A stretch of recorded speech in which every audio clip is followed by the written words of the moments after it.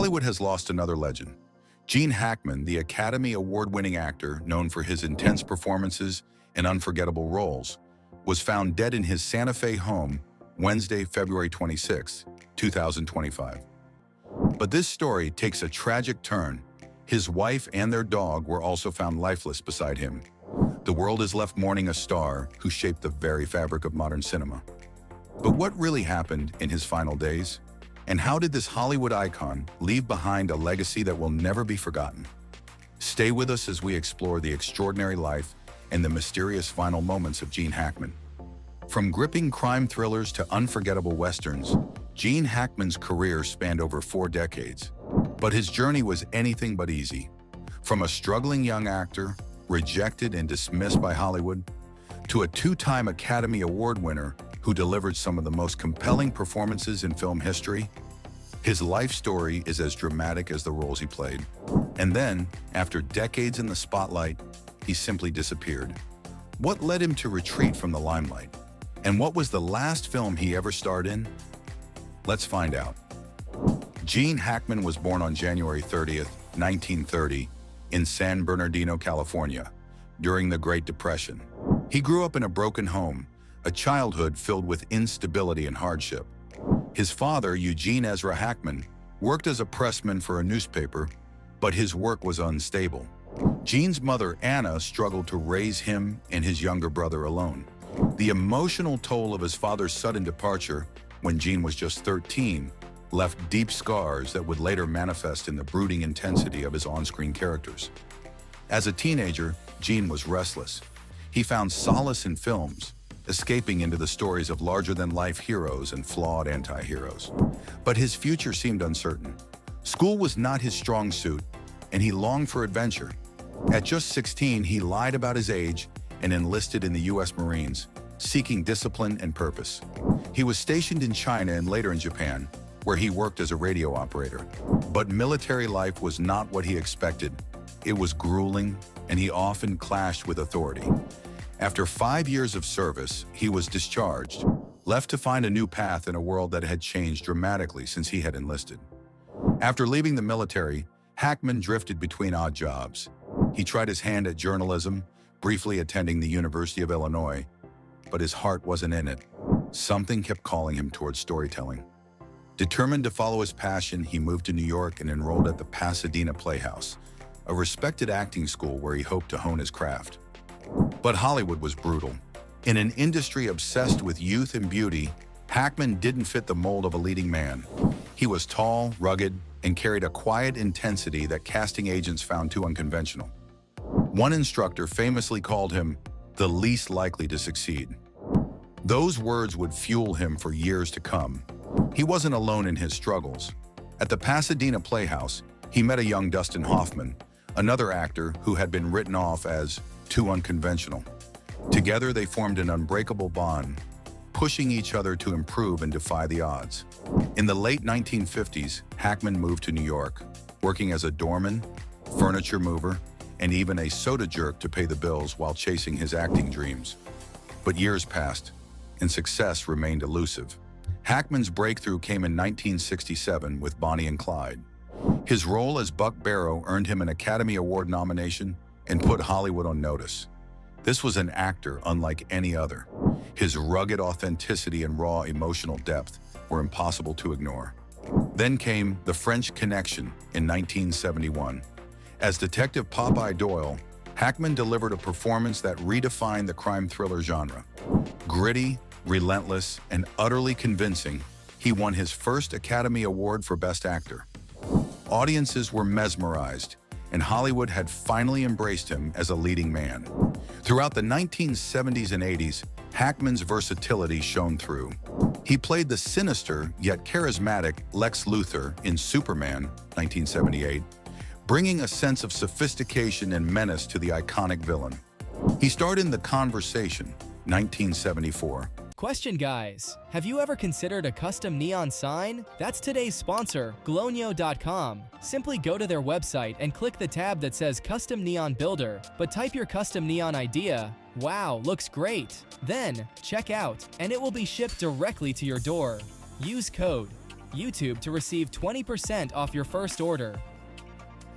Again, that's discount code YOUTUBE for 20% off.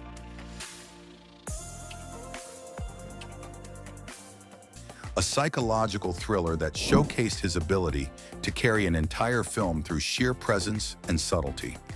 Then in 1992 came another career-defining role. Clint Eastwood's Unforgiven cast Hackman as Sheriff Little Bill Daggett, a ruthless and complex antagonist. The performance was so chillingly real, so deeply layered, that it earned him his second Academy Award. This wasn't just acting, this was storytelling at its finest. Despite his success, Hackman remained an enigma. He shunned the glitz and glamour of Hollywood, preferring to live a quiet life, far from the paparazzi and red carpets. His performances spoke for him, and each role added another chapter to his legendary career. But then, something unexpected happened. In 2004, at the height of his fame, Gene Hackman announced his retirement. His last film, a lighthearted political comedy, Welcome to Mooseport, a strange farewell for a man known for intense drama and action. Why did he step away? Was it health issues, a loss of passion, or was there something more? For the next 2 decades, Hackman lived a reclusive life in New Mexico with his wife, Betsy Arakawa.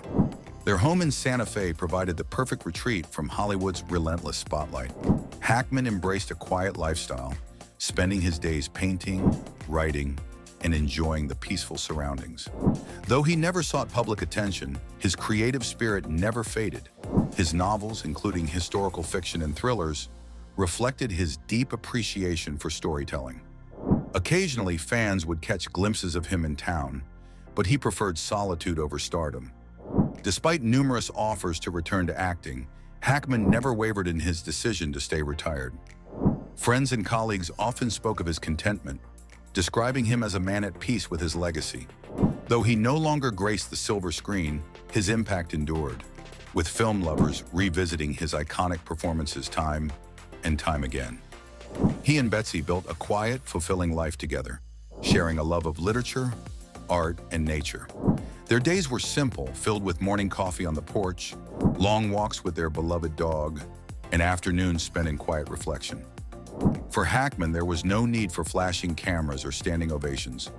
His greatest success was the peaceful life he had crafted. But on February 26, 2025, the world received shocking news. Gene Hackman, his wife, and their dog were found dead in their Santa Fe home. The news left Hollywood and fans reeling. Early reports suggested natural causes, yet investigators noted some discrepancies. Hackman's pacemaker data indicated he had likely passed 9 days earlier. His wife's body was found nearby, along with a prescription bottle. Their loyal dog lay beside them, as if refusing to leave their side.